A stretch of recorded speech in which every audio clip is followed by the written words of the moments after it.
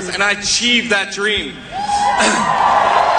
Unfortunately, life had other plans. I was medically retired just 2 short years into my dream after being medically retired for Hodgkin's lymphoma cancer. Today, nearly 9 years later, I'm still in remission. While I'm incredibly lucky,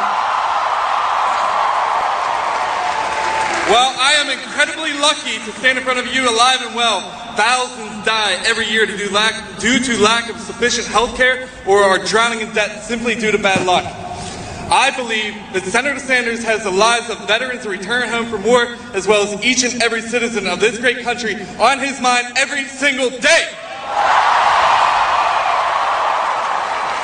Bernie's Healthcare for All plan is the most comprehensive single-payer healthcare plan ever introduced in this country. It is precisely the type of legislation that will benefit millions of Americans who desperately need affordable healthcare now.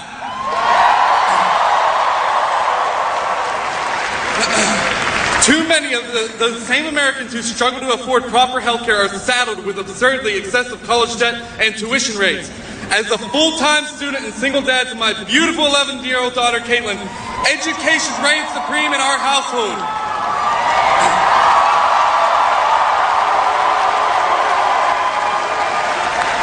While I will be graduating with very little student debt due to my service, I know that my fellow Pitt students, as well as millions of students across the country, are drowning in debt and high interest rates that make it completely unaffordable to attain higher education.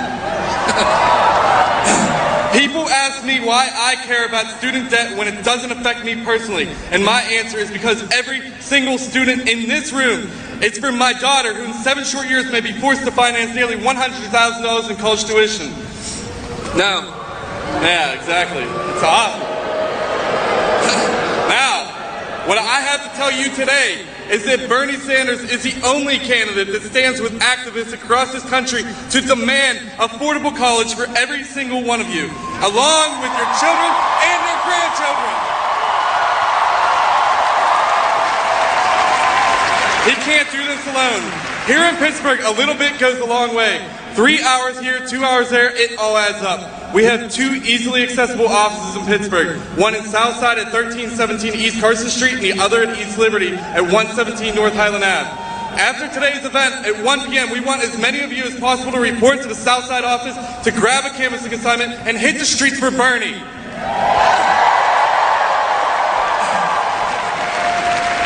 Also today, what I ask of you is to join our statewide weekend of action on Saturday and Sunday. We'll be knocking on thousands of doors here in Pittsburgh and across Pennsylvania. Go to BernieSanders.com, enter your zip code, and find the office closest to you. We need you to commit to a canvassship today.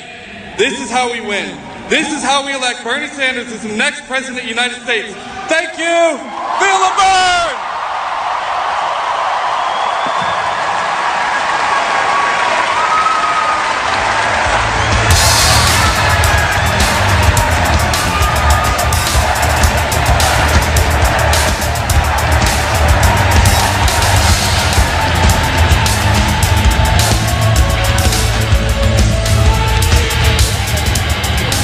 Morning, everybody.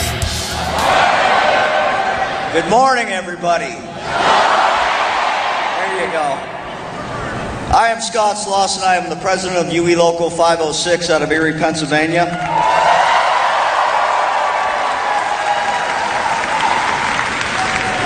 Over 100 years ago, General Electric made the decision to build a locomotive plant in Erie, Pennsylvania. Over the course of many years, the facility grew and prospered as the community grew around it. In its prime, it employed over 16,000 workers. By the mid-90s, the workers proved they could build the highest quality, most reliable locomotives on the rails. But after NAFTA and other free trade deals, we increasingly seen our work being shipped overseas.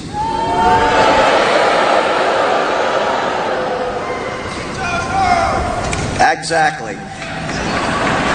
In 2013, they announced yet another devastating blow. They were transferring domestic locomotive work to a new facility built in Fort Worth, Texas, which is a right-to-work state. Along with increasing use of vendors outside the United States. Despite profit margins of 20% and having the capability of producing 1,000 locomotives per year, the highly skilled workers at the GE transportation plant that put GE on the map as the #1 locomotive builder were losing their jobs to lower wages and outsourcing to vendors outside the country.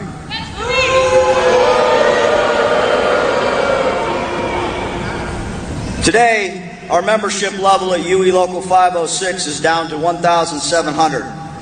This is not just a devastating blow to the workers and their families, but the community of northwestern Pennsylvania as well. It is estimated as many as 18,000 jobs in the surrounding 7-county area will be impacted by General Electric's decision to needlessly transfer this work. It is directly due to free trade agreements that many of the products we produce and build in Erie are now being built out of the country. The jobs now being created are lower wage jobs that bolster profits but do little to drive economic growth and create gainful employment. These jobs only provide a modest and sometimes meager income that barely provides the bare necessities for life. In many cases, both spouses are required to work and still have difficulty making ends meet. It also causes social burdens to be passed along to the taxpayers, sapping essential services for those in need. We need to find a way forward. We must end these trade agreements that have so many of our jobs overseas.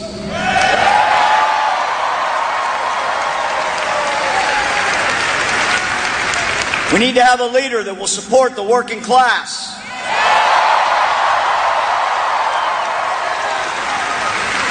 A leader that understands that $15 an hour is not a luxury but a basic living wage.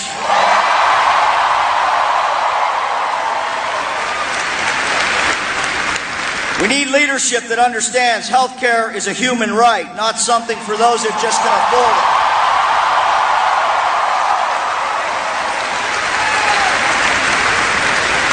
Bernie Sanders understands all of this. He has consistently fought for the working class his entire career.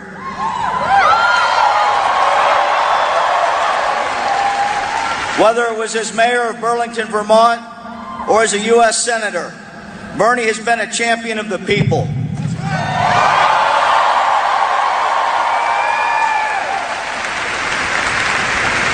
It is dedication and unrelenting nature that makes me so proud to stand up here today.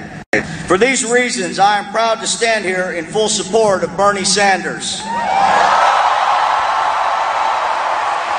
This time, I'd like to introduce Kelly Verb. Feel the burn!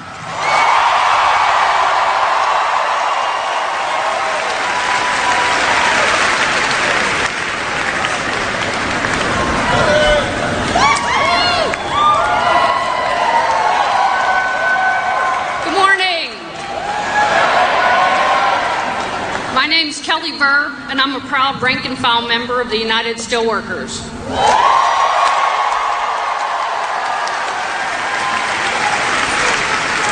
I've worked at U.S. Steel Urban Works, where I've been an active member for the last 20 years. When I first started in the mill, we were just starting to feel the effects of NAFTA. Thousands of my fellow brothers and sisters signed petitions, held rallies, and met with our members of Congress to save our jobs, while multinational corporations were sending our jobs to lower-paying countries where they could make it cheaper. Right. Now the newest trade nightmare is the Trans-Pacific Partnership, or TPP, as you'll hear. This trade deal is so much worse than anything we've ever seen before. It has been written by big corporations, drug companies, and Wall Street. Senator Sanders understands this better than most of us. He has spent his career fighting against all of these bad trade agreements.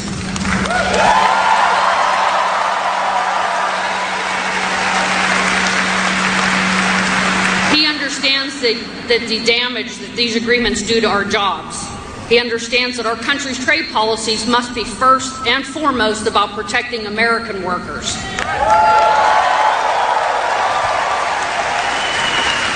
Bernie has stated repeatedly that his top priority is making sure that everyone has access to good-paying jobs.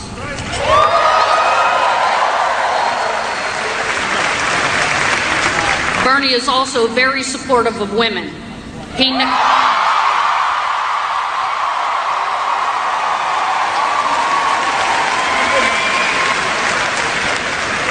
knows that economic discrimination women face when they don't receive the same pay for the same work as men.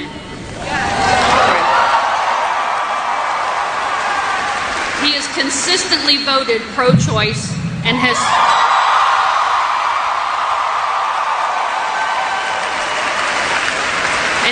fought to keep contraception available to those who want it. Bernie supports women, and I'm a proud supporter of Bernie Sanders.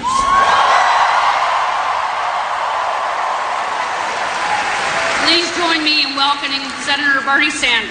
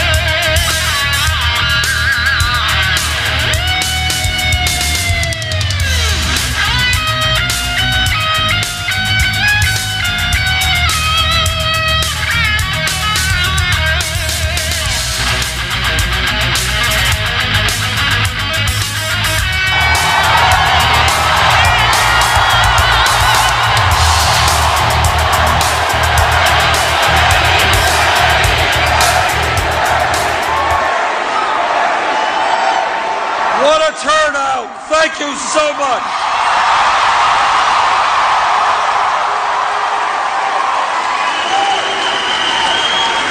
What an extraordinary turnout. I want to thank everybody for being here. I want to thank Alex Austin. I want to thank Scott Slauson with the United Electrical Workers, Kelly Verb with the Steel Workers, and Mike Smith and Ryan Gaines who are with the Steelworkers as well. Let me begin by introducing myself to the people of Pennsylvania, because I think a lot of folks don't know who Bernie Sanders is. I am Senator from the state of Vermont.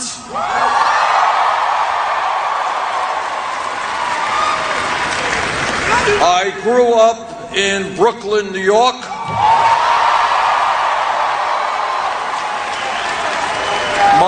My father came to this country at the age of 17 from Poland.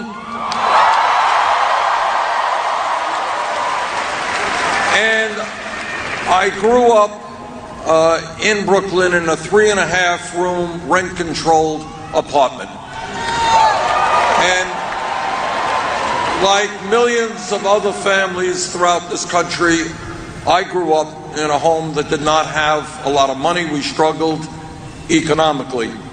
And the lessons that I learned growing up about what it means to live in a family that has to struggle every day economically is a lesson I have never forgotten and never will forget.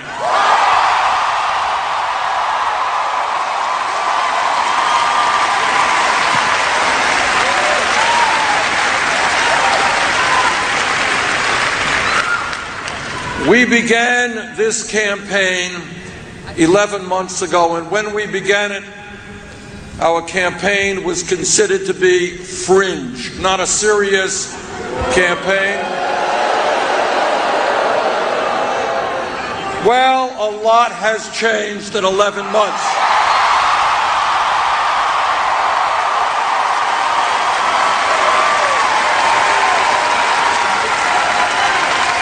In the last 2 weeks, we have won 6 out of the last 7 caucuses.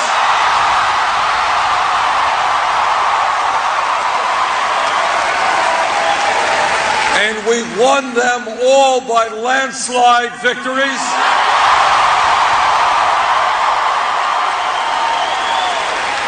We started this campaign at 3% in the polls, 60 points behind Secretary Clinton. The poll came out last week, a national poll, had us 1 point up.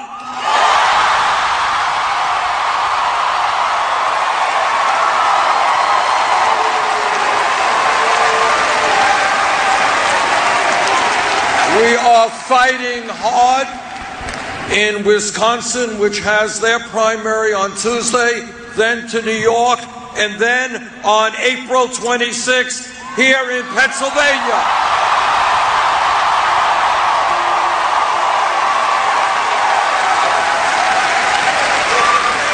And with your support on April 26th and a large turnout, we're going to win here in Pennsylvania.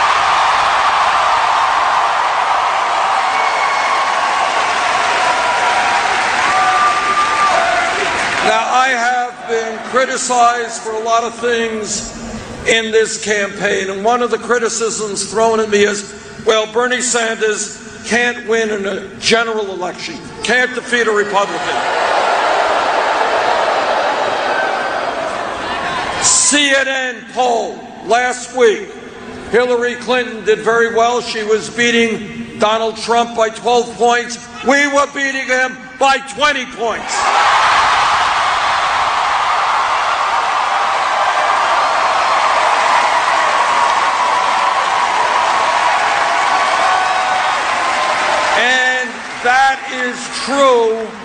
That is true of virtually every national poll that has been taken in the last several months. It's the same thing in battleground states. Poll taken just the other day in Wisconsin. Hillary Clinton beat Trump by 10 points, not bad. We beat him by 19 points.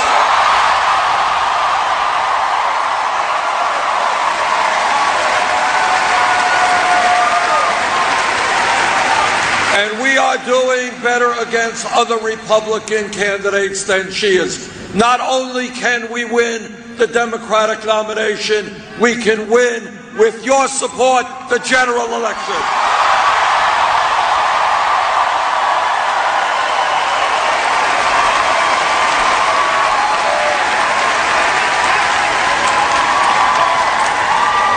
Let me take a moment to talk about some of the very serious differences that Secretary Clinton and I have.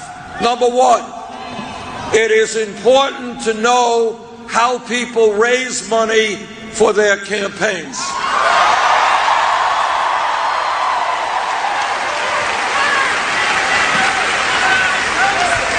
When we began this campaign, way back when, we had to make a decision. Do we establish, like every other campaign, a super PAC and beg billionaires for campaign contributions? That's exactly what we concluded. We have done it a different way. We have gone to the working class and the middle class and said, we will stand with you if you stand with us.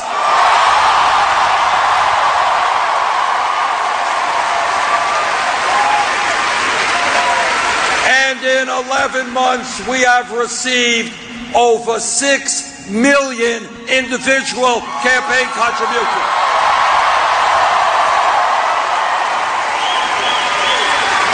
That is more contributions than any candidate in the history of the United States of America.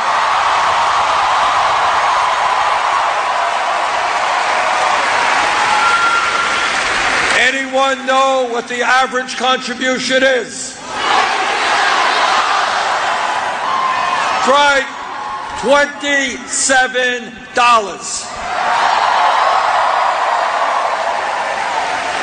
To paraphrase Abraham Lincoln at Gettysburg, this is a campaign of the people, by the people, and for the people.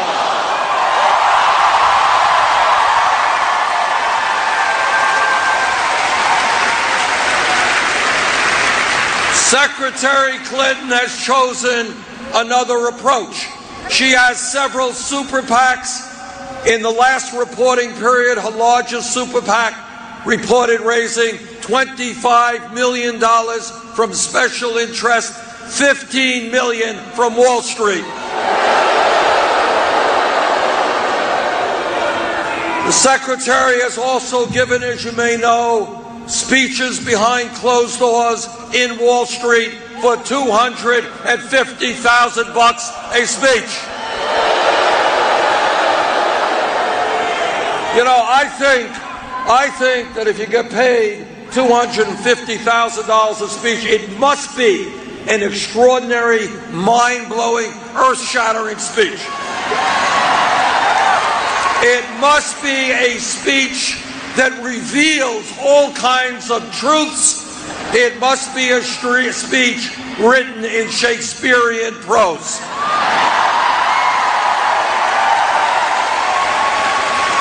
And that is why I think the Secretary should release that speech to the whole world.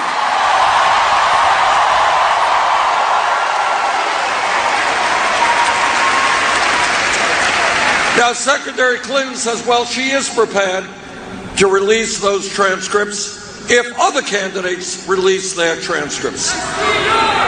So I have here this morning a major announcement to make in Pittsburgh. I am announcing that I will release all of the transcripts of all of the speeches that I have given to Wall Street.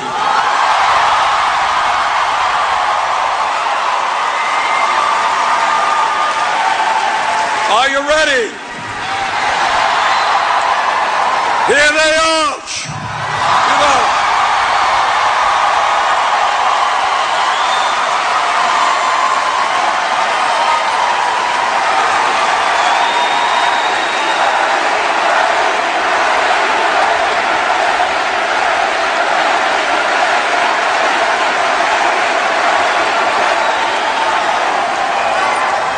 No transcripts, no speeches, not for $250,000, not for $2,000, not for $2. I just don't know why Wall Street has not invited me to speak before them. You know, I got my cell phone on, I'm waiting for the call. Maybe it has something to do with the fact that I would tell them that their greed, their recklessness, and their illegal behavior has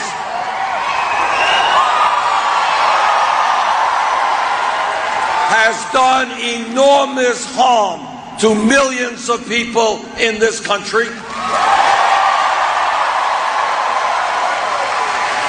And maybe I would tell them that we bailed them out because the big banks were too big to fail. But 3 out of the 4 largest banks today are bigger than they were when we bailed them out because they were too big to fail. And maybe I would tell them that when financial institutions like Goldman Sachs reach a settlement with the government for $5 billion because of their illegal activities, maybe some of their executives might face criminal justice charges.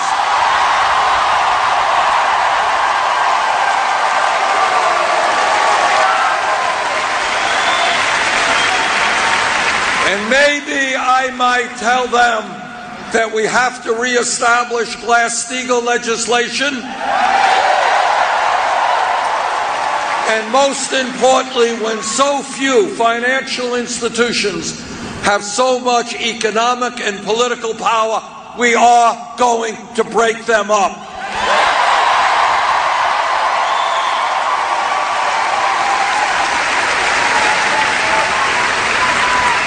Maybe that's why they haven't invited me to speak to Wall Street. I don't know. Now, Secretary Clinton and I also have a very, very different perspective on trade. And you've heard some of the folks from the United Electrical Workers and the Steel Workers talk about what trade and our disastrous trade policies have done to working people in this country. When I came to Congress in the early 1990s, I didn't need a PhD to understand that these trade policies were written by corporate America for one very simple purpose. And that purpose was to not have to pay workers in this country a living wage. The purpose of these trade agreements was to enable them to shut down factories in Pennsylvania, in Vermont, and all over this country and move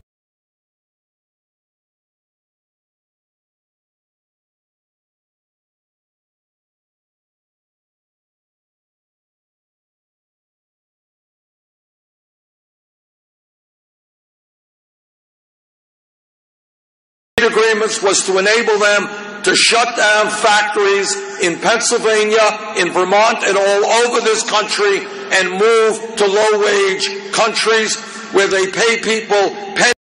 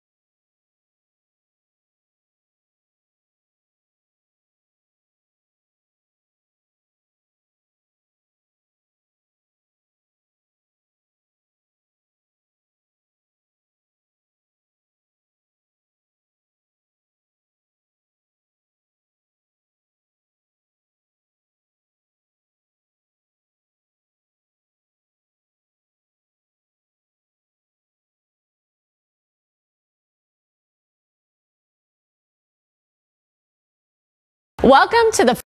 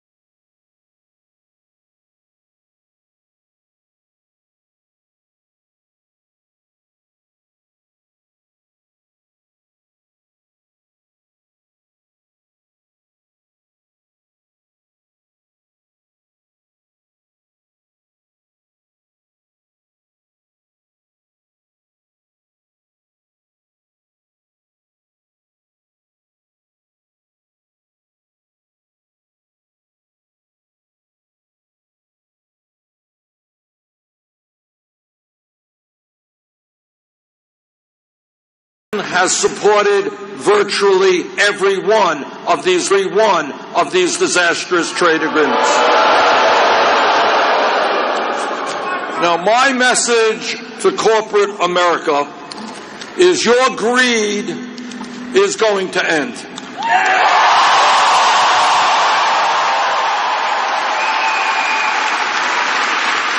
You are not going to continue to deindustrialize the United States of America.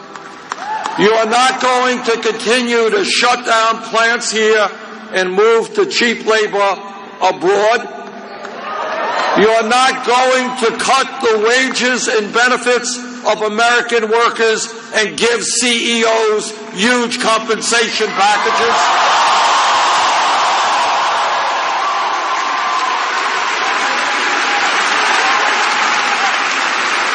Together, we are going to create an economy that works for all of us, not just the 1%.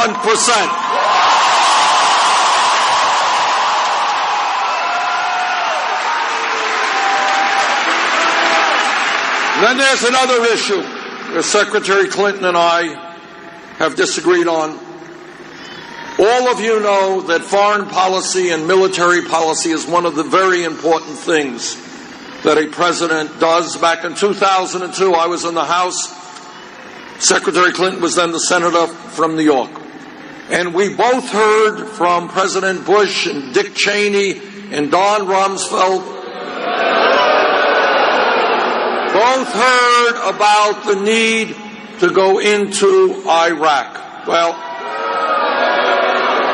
I listened very carefully to what they said. I didn't believe them. I voted against the war in Iraq.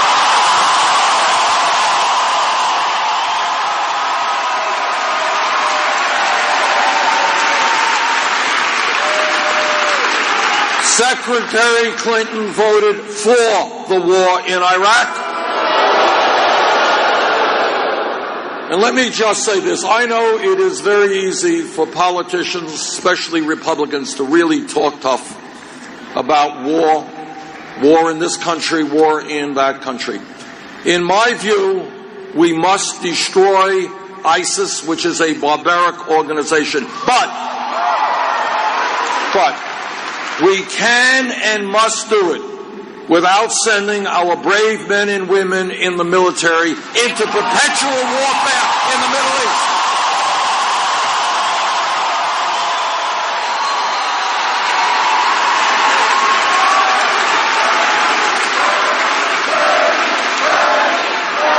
No more stupid wars that our young people die for.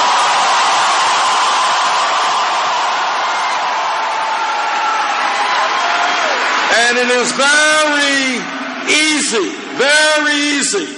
for politicians to give rabble-rousing speeches about the need to go to war, because it is not their kids who are going to war, it's your kids.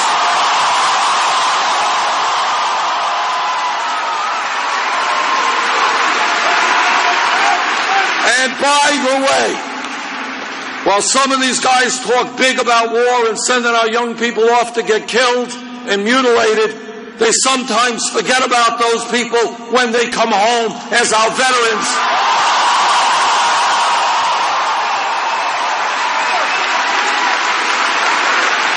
And that's something we will never do. We will stand with the veterans.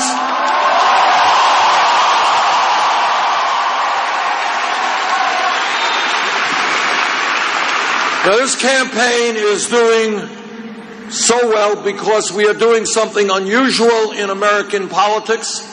We are treating the American people as if they were intelligent human beings.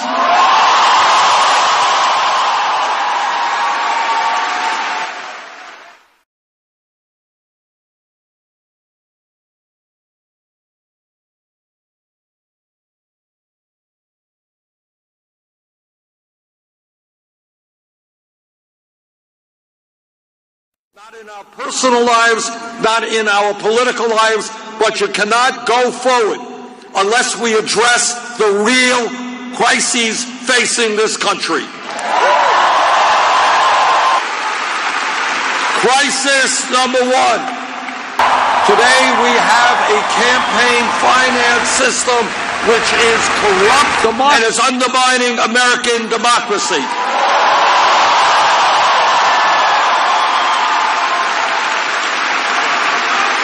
Democracy is not a complicated idea. You got to vote, and you got to vote, and you got to vote. Democracy is not about billionaires buying elections.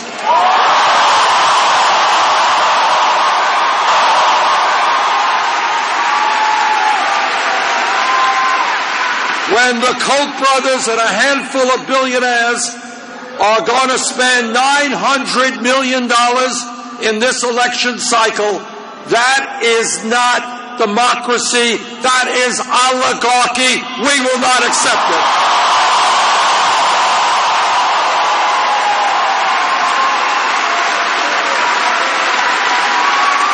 And that is why we are going to overturn this disastrous Citizens United Supreme Court decision.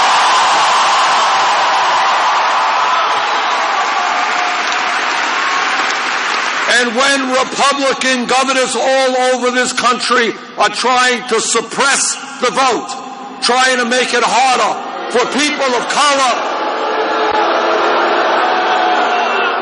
for low-income people, for elderly people, for young people to participate in the political process, we will stop them.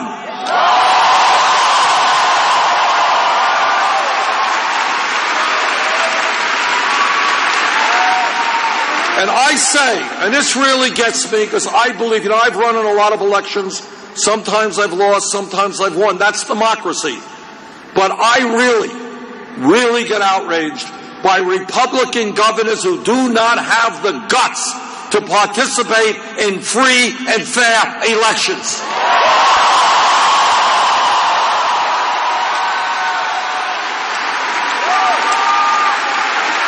And I say to those Republican governors, if you don't have the guts to participate in an open and free election, get out of politics, get another job.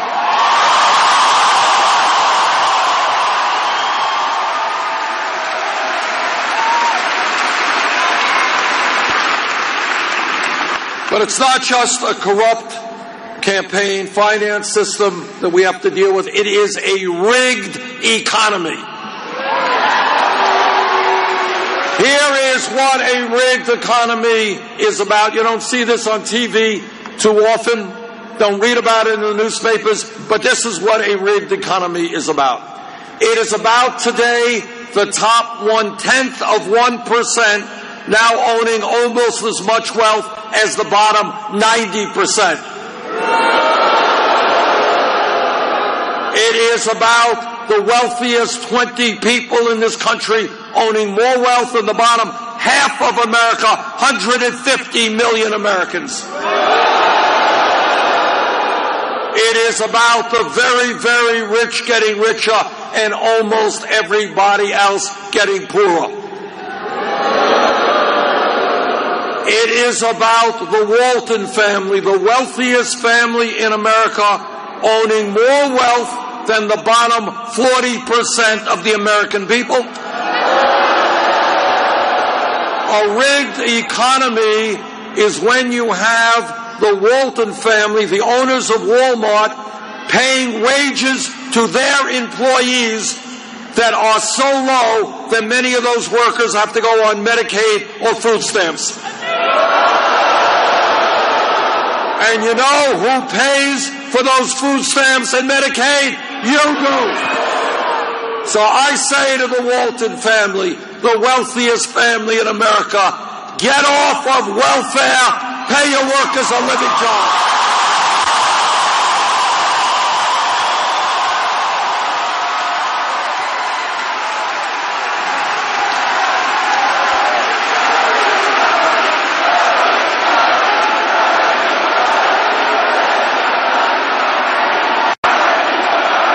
It's a little bit stupid.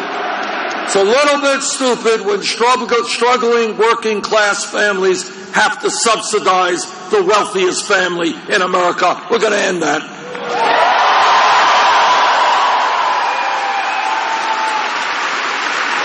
This campaign is listening to working people all over this country. And what workers are telling me is they cannot make it on $8, $9, $10 an hour.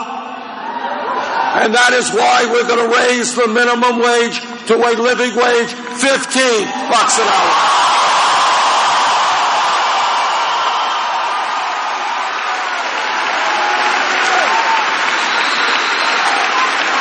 This campaign is listening to disabled veterans and senior citizens who cannot make it on $11,000, $12,000 a year Social Security.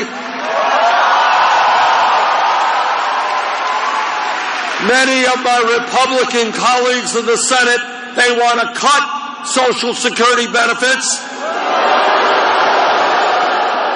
Ain't going to happen. We're going to expand Social Security benefits.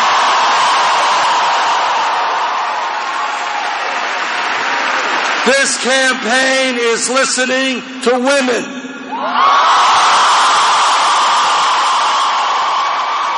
And what women are saying is they are tired of working for 79 cents on the dollar compared to men.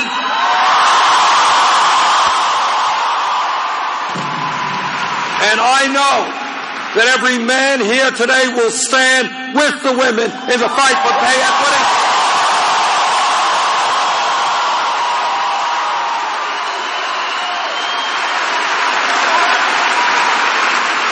This campaign is listening to young people.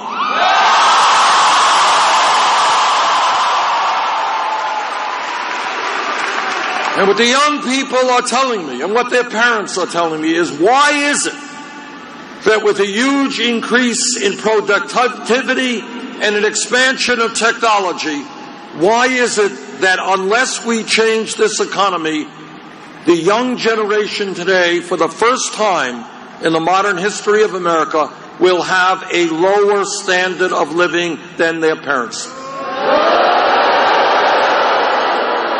That is the American dream in reverse. We will not allow that to happen.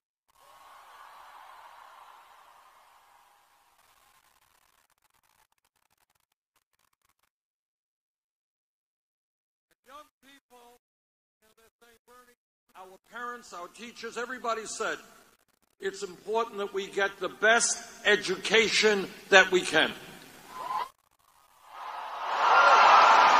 That in a global economy, we need the best educated workforce in the world.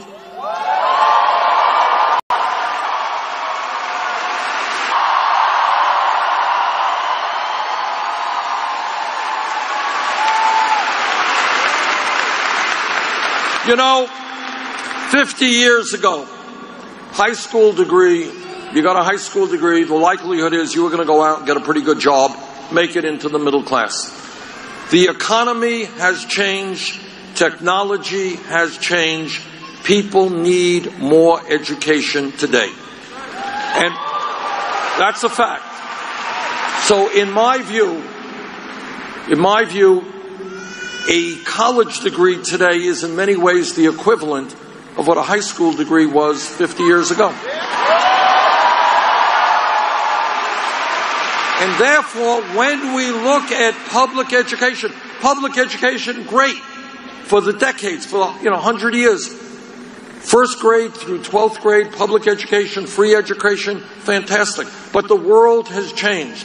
And in my view, when we talk about public education today, it must mean making public colleges and universities tuition free.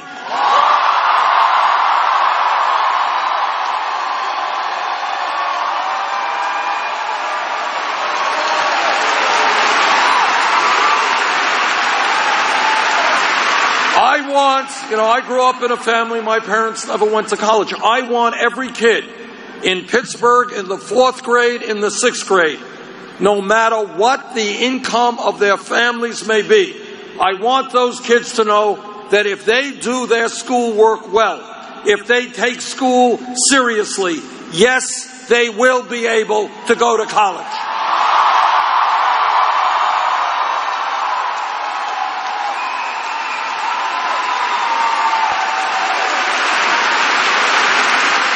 And we have also got to substantially lower the level of student debt in this country. And that is why I believe that people with student debt should be able to refinance their loans at the lowest interest rates they can find.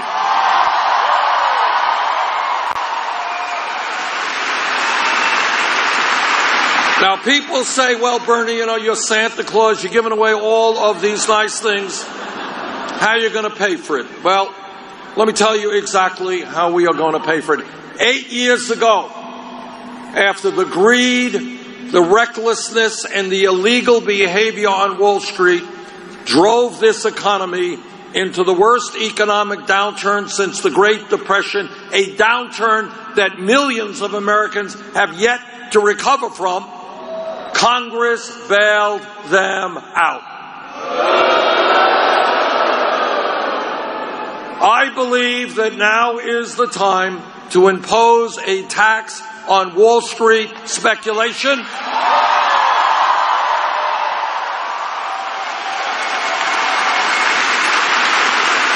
If we can bail Wall Street out, now it is Wall Street's time to help the working families of this country.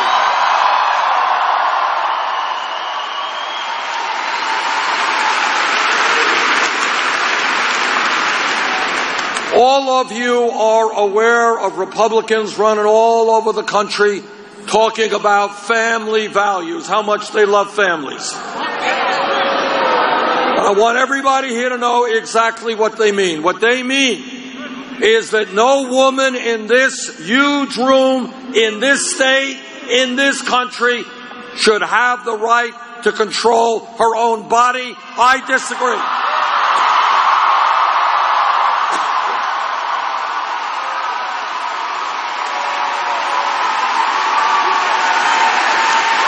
What Republican family values mean is that our gay brothers and sisters should not have the right to marry. I disagree.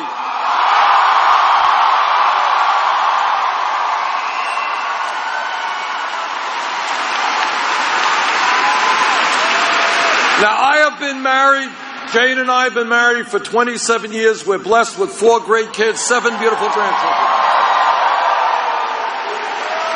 But when we talk about family values, it is a very different set of values than Republican family values.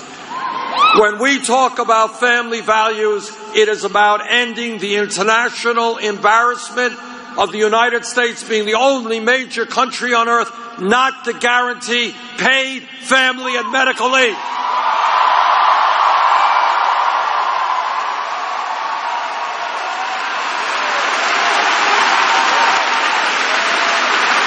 That is a family value. Today in Pennsylvania and Vermont, working class women are giving birth, but they will have to separate themselves from their beautiful newborn babies in 1 week, 2 weeks, 3 weeks, because they have to go back to work to earn income to take care of the business. You're right. You are absolutely right. That is a total disgrace. And we will join the rest of the world. We're going to pass 3 months paid family and medical leave.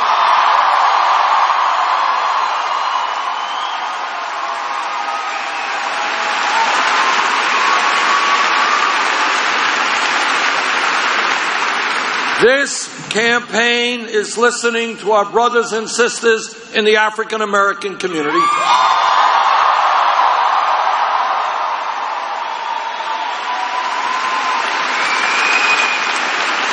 And they are asking me, how does it happen that we have trillions of dollars to fight a war in Iraq that we never should have gotten in, but somehow we don't have the money to rebuild inner cities all over this country?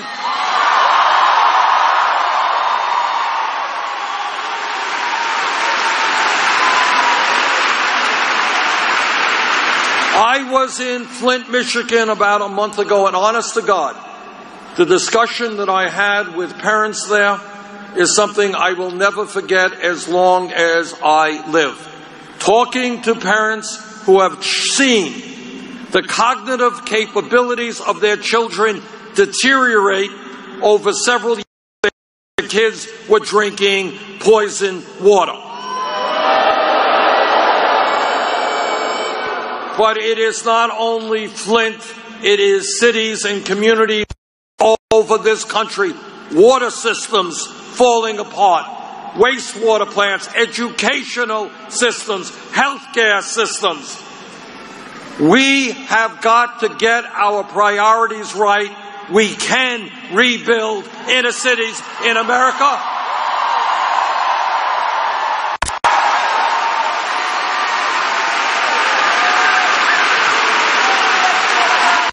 I have been in African American communities where there is no grocery store.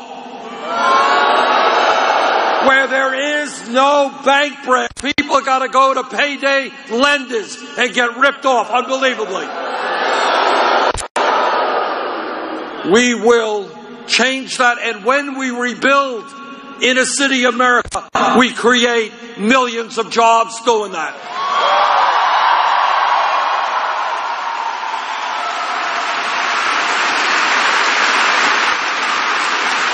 This campaign is listening to our brothers and sisters in the Latino community.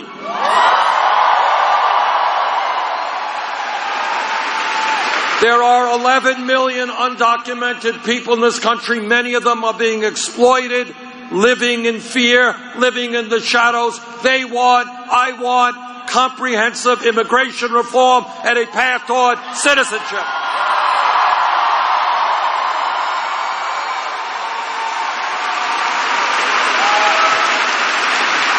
This campaign is listening to the Native American community.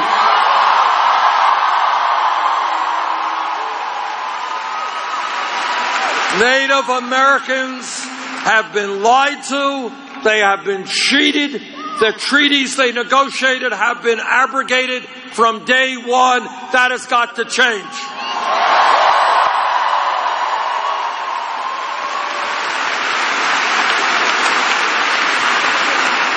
I am a member of the U.S. Senate Committee on the Environment. I have talked to scientists throughout our country and throughout the world. Climate change is real.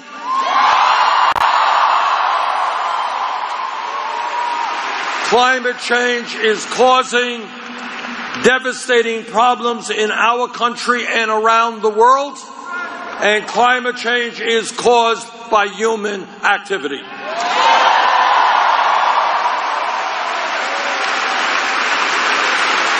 We have a moral responsibility to leave this planet in a way that is healthy and habitable for future generations.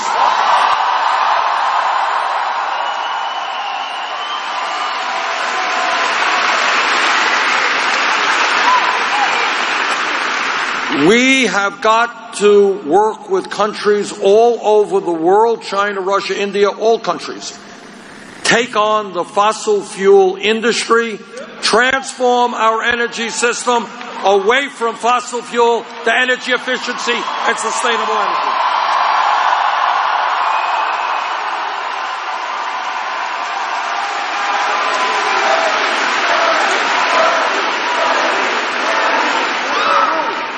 Every major country on earth, every major one, the UK, France, Germany, Italy, Holland, Scandinavia, Canada, every major country on earth guarantees health care to all of their people as a right.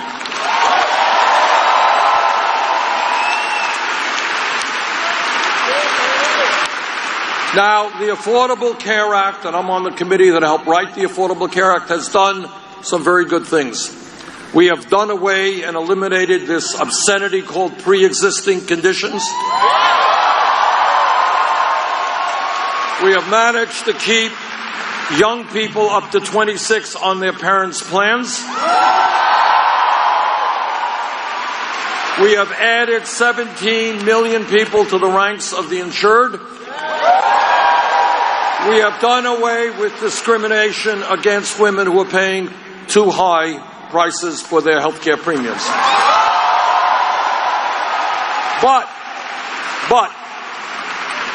this is an important but. Today, 29 million Americans still have zero health insurance. Many of you who do have health insurance are underinsured with high co-payments and high deductibles, all right? And every person in this room and in this country is getting ripped off unconscionably by the drug companies who are charging us the highest prices.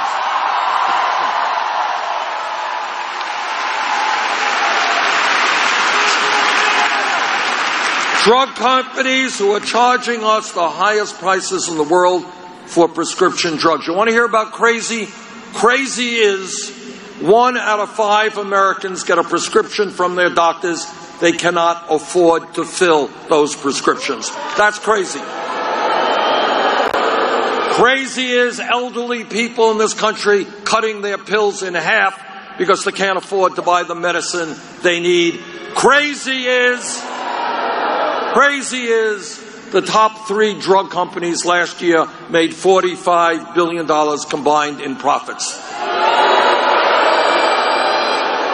They make huge profits, and people die in this country because they cannot afford the medicine they need. Meanwhile, on top of all of that, we end up paying far more per capita for health care than do the people of any other country. Almost 3 times the British, 50% more than the French, far more than the Canadians. And that tells me that the time is long overdue to understand that in America we have got to recognize health care is a right of all people, not a privilege.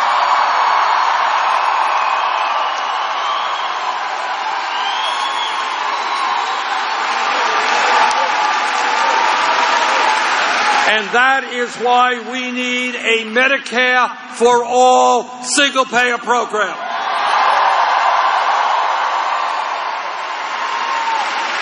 And that program will save middle-class families thousands of dollars a year on their health care bills, save small and large businesses substantial sums of money, and will improve the health of all Americans.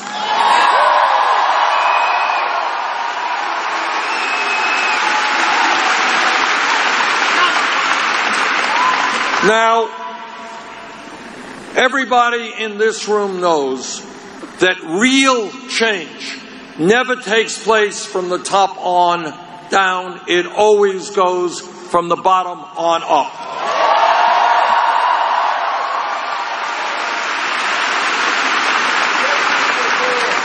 Our brothers and sisters here in the trade union movement know that 100+ years ago, when workers had no power on the job at all, they're working 7 days a week, 14 hours a day, they could be fired arbitrarily. That in order to gain dignity on the job, millions of workers all over this country came together and they said, we're not animals, we're human beings, and we are going to form trade unions.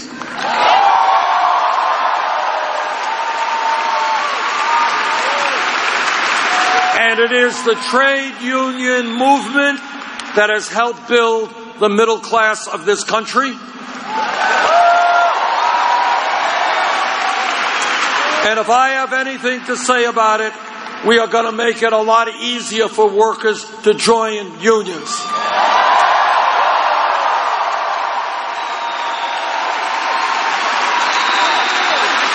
All of you know that not just for the last 50 years, but for hundreds of years, African Americans and their allies came together. And we don't know how many people were killed in the fight for racial justice, how many people went to jail, how many people were beaten. But we do know that millions of people stood up and said, racism, bigotry, segregation is not acceptable in the United States of America.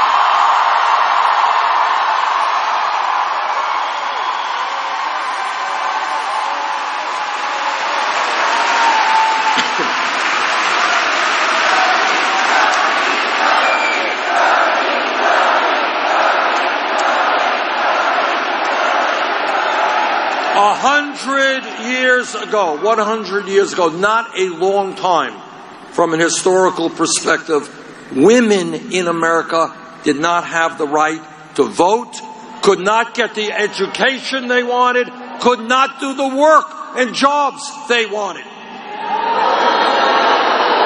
That's 100 years ago, no time at all, but women and their male allies came together. Women went on hunger strikes. They went to jail. Some of them died to say that in America, women will not be second-class citizens.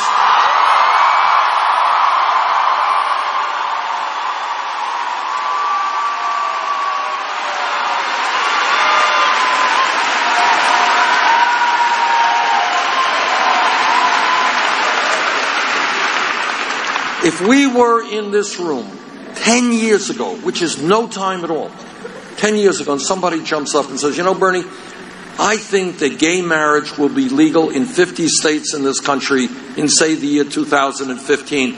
Person next to him would have said, what are you smoking? You're crazy. Which raises a whole other issue, but...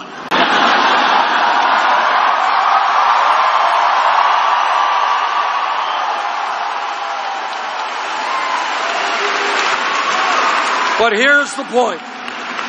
The point is that the gay community and their straight allies, against horrific levels of hatred and bigotry, they stood together. Decade after decade after decade.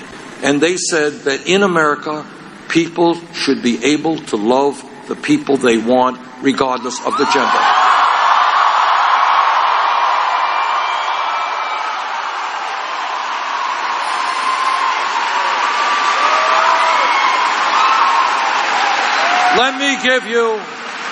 Let me give you another example, even closer to home. Just listen to this. If we were here, say, 6 or 7 years ago, 5 years ago, somebody jumps up and says, you know, Bernie, this $7.25 federal minimum wage, that's absurd. It's a starvation wage. Nobody can live on it.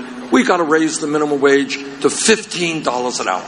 The person next to him would have said, $15 an hour? You want to double the minimum wage? You're nuts. You're crazy. You're radical. It can't happen. Maybe $8 an hour, maybe $9 an hour, $15 an hour. Be realistic. And then you know what happened? As a result of the efforts of the trade union movement, people in the fast food industry, in McDonald's, in Burger King, in Wendy, they went out on strike. They stood up. They fought back.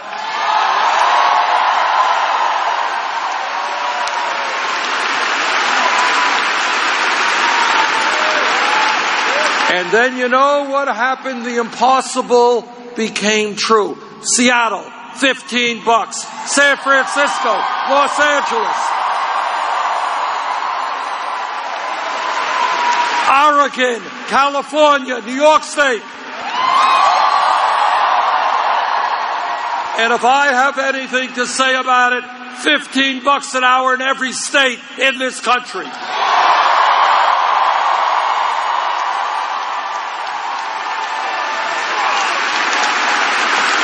What is my point? My point is that change takes place historically and now when people stand up and they look around them and they say the status quo is not acceptable.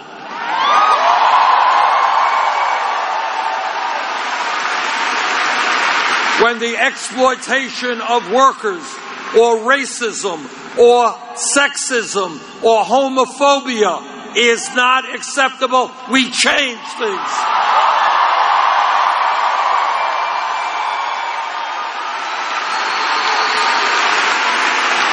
And in my view, that is where we are at this pivotal moment in American history.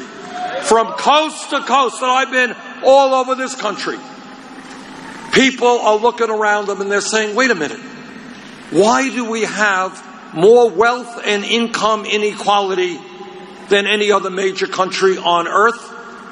Why do we have to work 2 or 3 jobs to cobble together some income?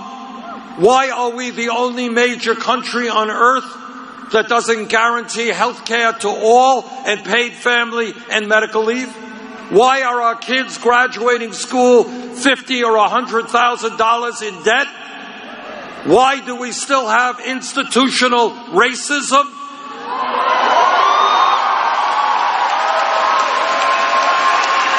And unarmed people being shot by police officers?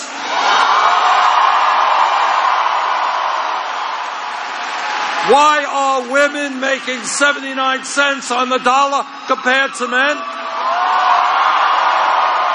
Why aren't we more aggressive in saving this planet from climate change?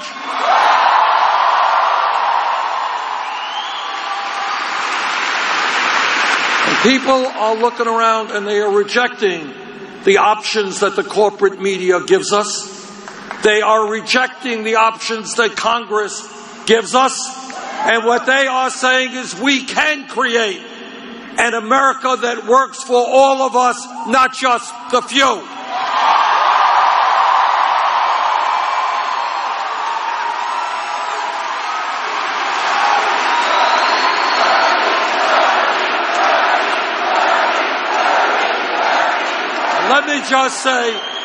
Let me just tell you what no other candidate for president will tell you. I very much appreciate all the support, but nobody, let me be clear, so we lay this out on the table here, no president, not Bernie Sanders or anybody else, can do what has to be done in transforming this economy, protecting the middle class by himself. Can't be done alone.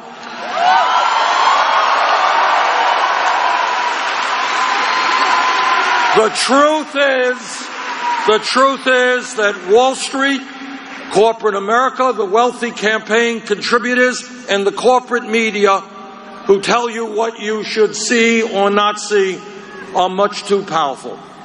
The only way we make change is the way change in this country has always happened, and that is with a political revolution, millions of people standing up.